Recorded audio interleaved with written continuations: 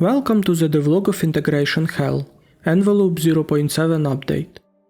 It adds charred pigeons, unfortunate victims of humanity's aggressive expansion, collapsed mail hubs, remnants of once grand infrastructure now in disrepair, dovecotes, small structures built to house pigeons, as well as hen-in letters, pigeonholes for every wood type, advancements, and other features and changes aimed to better integrate the mod with the base game.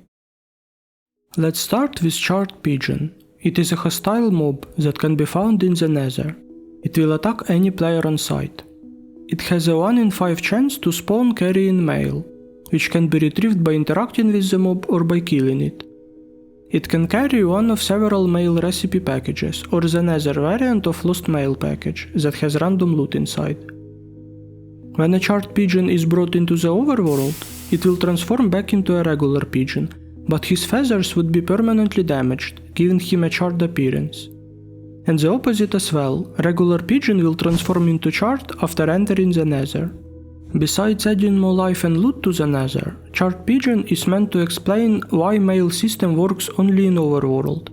It is implied that your ancestors have tried it, but the environment is not suitable for deliveries.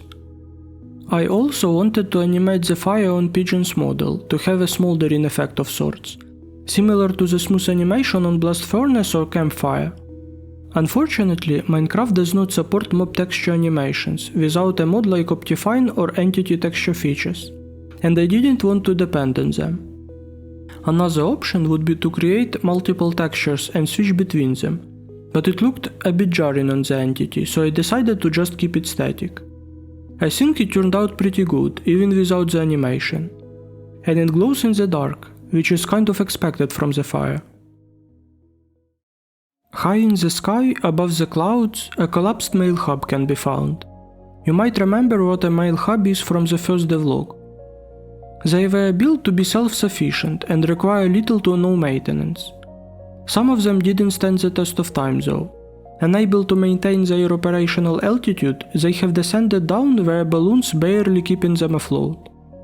The structure is a bit incomplete in the current state, as I've designed it with copper golems in mind, but they would have to be added in the future, when Envelope will be updated to one of the recent Minecraft versions.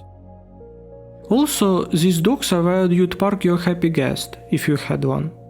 The structure itself is made out of various platforms, that are connected together using Minecraft's jigsaw system. Each connection has a chance to generate another platform or an end piece. It generates similarly to villages. One thing I wanted to fix was how intrusive the structure feels. The idea itself does some work here. It is relatively rare, made out of useful materials and generates high up, so it looks smaller, or even completely hidden on lower render distances. I also added these grates everywhere to reduce the shadow on the ground. It worked great. Shadow was mostly gone. I was so happy about it until I reduced the brightness back to the default 50%, which makes the shadow way more noticeable. Still better than without the grates, I guess. The thing is, it is still a bunch of blocks in the sky. It will always stand out to some extent when viewed from the ground. That's probably one of the reasons why Mojang haven't added any floating structures to the game. Scattered throughout the world are several variants of dovecotes.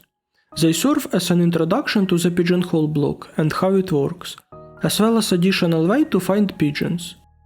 Even though they use village aesthetics, I've deliberately didn't make them generate as part of it, but randomly in a world instead.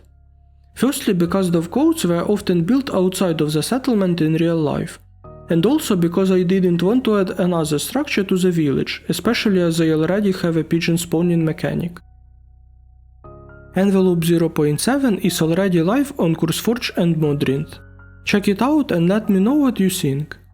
As usual, you can gain access to snapshots of upcoming updates by supporting me on Patreon, and join my Discord for news, in-depth teasers, discussions or just to chat.